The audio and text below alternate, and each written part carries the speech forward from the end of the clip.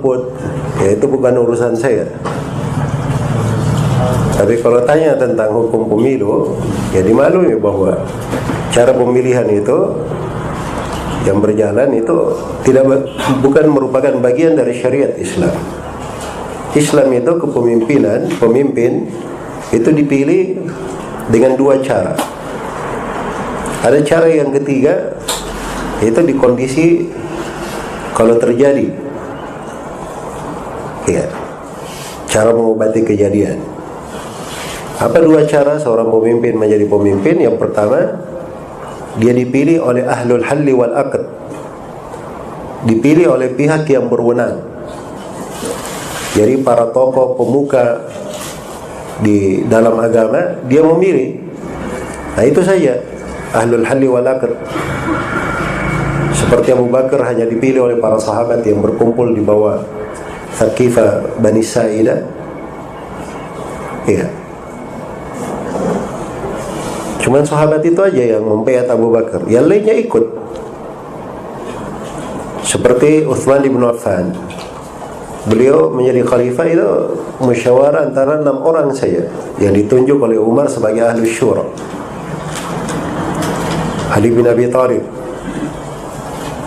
Itu cara yang pertama. Cara yang kedua, perimpahan kekuasaan. Jadi pemimpin sebelumnya menunjuk penggantinya setelahnya. Jadi katakan pengganti saya setelahku adalah si fulan, maka itu syah. Seperti Abu Bakar berkata pengganti setelahku adalah Umar ibn Khattab, maka setelah Abu Bakar meninggal, Umar ibn Khattab otomatis dibaiat oleh para sahabat sebagai khalifah. Nah ini dua cara pemimpin dipilih. Nah ini cara kalau dilakukan, nah itu yang paling indah, paling bagus. Ya tidak ada percekcokan, tidak ada saling sikut menyikut, ya tidak perlu mengeluarkan biaya yang besar, ya, dan seterusnya, banyak kemudahan. Nah, yang ketiga, itu kalau di kondisi misalnya terjadi kekeliruan, misalnya ada orang yang melakukan kudeta, dia berhasil berkuasa, berhasil memimpin, atau ada yang menjadi pemimpin dengan cara salah, ya, anggaplah dia menjadi pemimpin dengan cara pemilu. Nah, ini kondisi yang ketiga. Kalau dia sudah syah sebagai pemimpin, maka kita wajib untuk menganggapnya sebagai pemimpin, mendengar dan taat, sama dengan yang pertama dan kedua. Ya, ini 3 hal yang disepakati oleh para ulama dan ada di dalam syariat kita.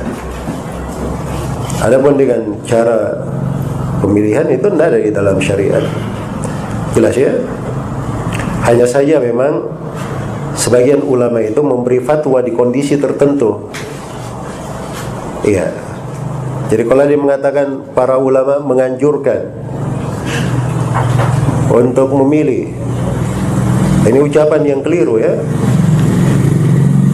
Ucapan yang keliru, tidak memahami ucapan ulama dan membawa ucapan ulama itu bukan pada tempatnya. Sebab para ulama itu tidak ada yang memberi fatwa mutlak di dalam memilih.